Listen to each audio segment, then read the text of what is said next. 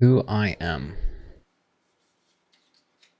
To start off this channel, I thought I'd start off with sharing who I am. Who I truly am. Warts and all. Meaning the objective and independently subjective truth of who I perceive myself to be, both through my own experience and who others have told me they have experienced me as. Let's begin with what's the most prominent one, which is an ironic way to describe it due to the lack of prominence considered. It's probably one of my greatest flaws, and is something I really would like to improve at, but I have real trouble actually improving on, and this is absence. If I exist in your life, I am usually extremely absent. This saddens me, as I'd love to have this change and not to bring excuses but rather reasoning for this, is that my sleep schedule and energy is highly inconsistent at best, and it makes my capacity of including myself in others' life extremely difficult. Impactful. This is a word I've had strewn around me quite a lot, both from what I've experienced from other people, but also ties into why, despite my absency in other people's lives, I still have so many people around me that consider me one of their either A, greater friends, or B, most trustworthy people. These two factors, both absence and impactfulness, are two adjectives I have no idea how I've been able to keep as a parallel, but I'm ever so grateful for. This is due to all of the fantastic people I've both gotten to know and also have in my life currently. Sensitive. Now this one probably explains the others so far, and for better and for worse, it is essential to who I am as a person.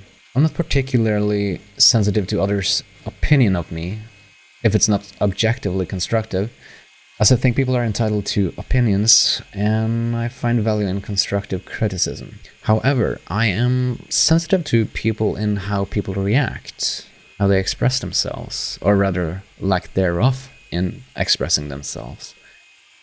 Not to mention foods, sounds, environment, energy, and spiritual yada yada. Me being allergic and having autoimmune issues explain at least the food and environment part of the latter. Empathic. This one ties very well into the last one, and if you don't know the distinction between sympathetic and empathetic, I'll refer you to Marvel's Guardians of the Galaxy movies. In these movies you have this mantis girl whom, when she touches people, she can literally feel their feelings, and to some degree manipulate their feelings. Empathy is something I have a very hard time turning off, and in nearly every interaction I have, this is a factor. In larger social settings, there are more people, and the more people, the more feelings to feel or be wary of. With this as a general consensus, being around people is extremely draining at times, and with already low amounts of energy, I have a difficult time managing this. Depending on nuances, this is both a huge blessing and a curse, which, granted, I am hugely appreciative of, with all things considered. Truthful. This is probably why people find me trustworthy, and granted, it's hard to be 100% truthful with oneself and others in all scenarios 100% of the time. I find myself trying to be as truthful as I can, as often as I can, despite the negative consequences that might occur. And this is because sparing someone's feelings, or my own for that matter, for a white lie or what have you, always irks me to my core. To me, living with a lie rather than knowing I've lived with the truth is way more valuable to me. And so has my experience of what it seems other people I appreciate find desirable as well. Lazy.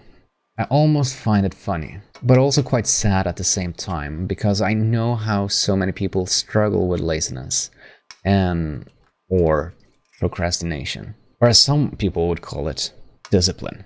But this is a nuanced thing for me. When I start something, I'm usually highly efficient so I can do the thing I'm doing for as little time as possible in order to go back to doing something I'd rather want to do instead. I don't know if this comes from the lack of energy or if it's just how I figured is the most efficient way for me to live life. Or maybe both. Who knows? Philosophical. I don't know if I've always been this way, but I've always wanted to understand things. How things works, why it works, and what happens if another factor interacts with the thing that works the way it does. Through these processes, I've often come to the conclusion that with every aspect of most things, nuance is a huge factor. It's a gradient to most things, and that's something I want to explore if present. Consider it. I try my best to consider all facts given to me and the potential of facts that may be in the background of any given scenario.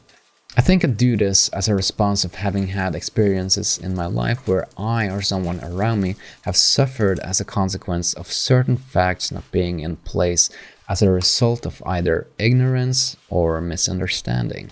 While this might be described as anxiety by some, I'd like to look at it more as opportunity. Reserved. I actually had to Google the meaning of this to get an idea of how I should describe it, and it fit quite well.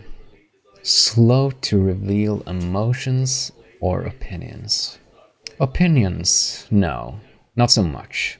But at times emotions takes a little longer to reveal for me.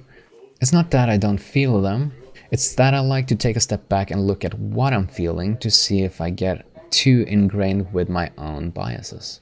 Feelings are often bad math, especially when a large number of things may have merit in what you are currently feeling.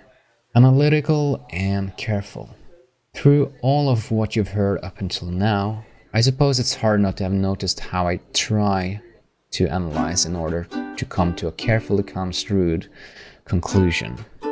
Though my perspectives change or morph over time, I always try to be deliberate with what I mean or how I feel about something. Consistently inconsistent. There are probably way more, but I'm thinking I'll leave you off with this one as it's consistently been the throughout biggest factor of my life when it comes to how I've progressed in anything in my life. As far as I can tell, pursuing one thing and keeping at it without tracing off into obscurity and distraction has always been one of the worst plagues I've had with the way I've moved through life. And in another attempt at defeating this, or keeping it in check, I'm making this channel. And although it will be inconsistent with when uploads will arise or what types of videos will be made, I hope to keep one thing consistent. And that's the fact that I urge for creation, dialogue, communication, and expressing myself. Teaching, helping, learning. I am Tio, and let's talk. Real talk.